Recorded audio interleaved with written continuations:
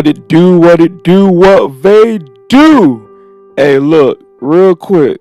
Most people were never taught how money actually works. Not because they couldn't understand it, but because understanding it changes how you move.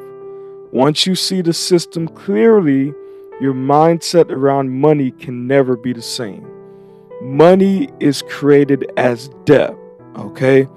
Most people think money is created when the government prints it, but in reality, over 95% of money is created when someone takes a loan from a bank.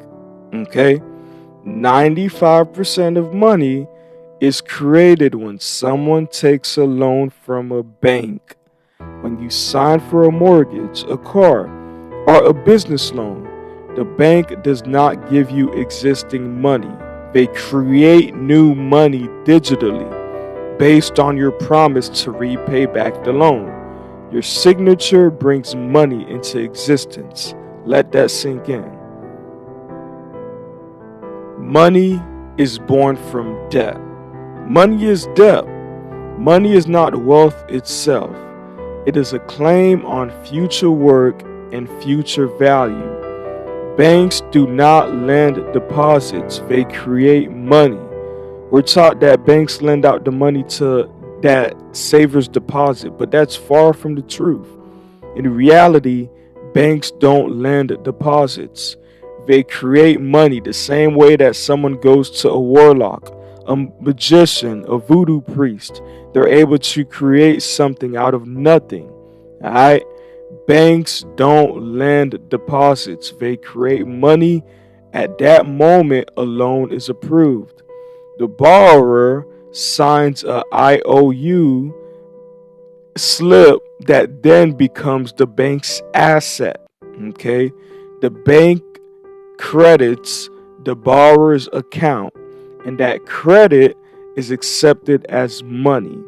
Without the borrower's obligation, the bank has nothing to lend. Now we get deeper into the concept of fractional reserve banking, which really means leverage. Banks are legally allowed to create far more money than we actually hold in reserves. School didn't teach us this, okay? A small reserve, church didn't teach us this. A small reserve supports a much larger amount of loans, okay? As loan money is deposited into other banks, it becomes the foundation for even more lending, okay? Loans create deposits. Deposits allow more loans. The money supply expands through borrowing. The system does not run on cash. It runs on confidence, leverage, and agreements. All modern money is basically an IOU slip. Today's money is no longer backed by gold. It is backed by legal obligation and enforceable debt. Every dollar represents someone's promise, personal debt, business debt, government debt. If all debt were paid off tomorrow, there would be almost no money left in circulation. The United States alone is in trillions of dollars in debt. No debt, no money. In 1971, President Richard Nixon took the US dollar off the golden standard. Before that, dollars represented a fixed amount of gold. After that, the US dollar became fake money, money backed by trust, not physical limits. Paper money, okay? From that moment on, money could be created without constraint. Debt could expand endlessly. Inflation became inevitable. Inflation is not an accident. It is the natural result of expanding the money supply.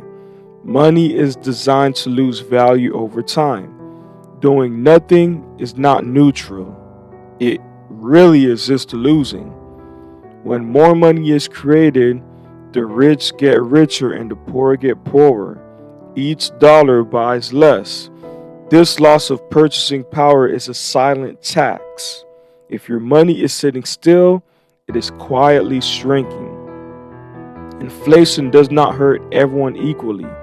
When inflation rises, debt becomes cheaper in real terms. Asset prices rises. Cash loses value. This is why wealthy people do not chase after cash. They chase after assets that grow faster than inflation. Inflation transfers wealth from those who don't understand it to those who do. This distinction changes lives. An asset puts money in your pocket. A liability takes money out of your pocket. Many people call things assets that are actually liabilities. Cars, consumer purchases, lifestyle upgrades. If it does not generate income and requires you to pay for it, it is not good debt. Wealth is built by owning things that pay you, not to impress people. There's good debt and there's bad debt. Not all debt is the same. Bad debt buys depreciating items, requires your labor to repay, produces no income. Good debt produces cash flow. Good debt produces appreciation. Good debt acquires income producing assets. Good debt works with inflation, not against it. Debt used without understanding traps you. Debt used strategically can accelerate you. The system rewards productive debt, not consumer debt. So if you are already in debt, bad debt, this is the way out. Most people are already in the debt treadmill: mortgage, car payments, credit cards, student loans.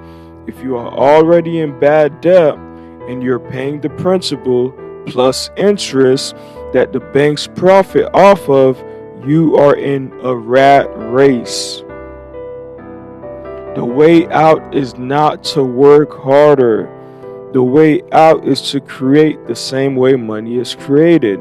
Coach Richie, how is money created?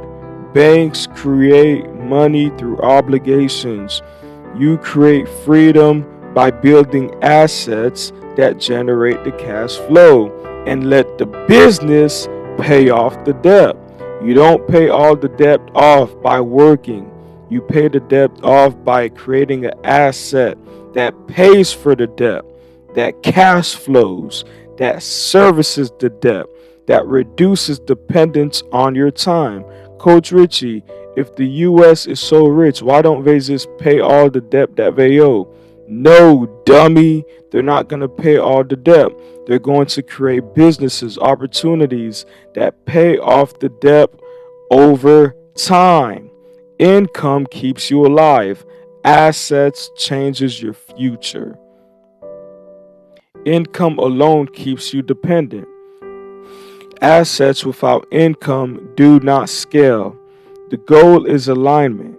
Income to survive, assets to grow, cash flow to free you. This is how people break cycles and get out of the treadmill. This is how debt becomes temporary instead of permanently. The mindset shifts that changes everything is when you start to question the beliefs that you currently have.